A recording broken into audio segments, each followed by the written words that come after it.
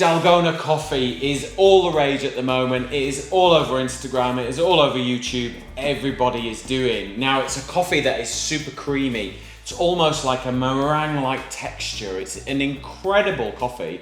If you've never made it, you should absolutely give it a go. And this is how you do it. It is super simple.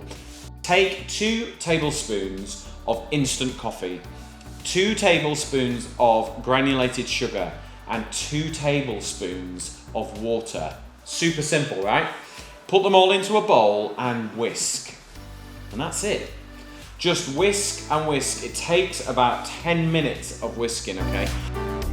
So once you've finished, it will just sit and drop off the whisk, almost like meringue, okay? And it's got this beautiful, sweet, creamy texture to it. It's almost like Italian ice cream, where it's kind of semi-frozen and it's got that sort of just smooth texture.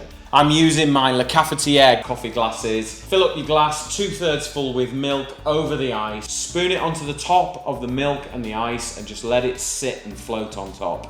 Have a little taste of it, but you can also stir it with a spoon and let it fully incorporate.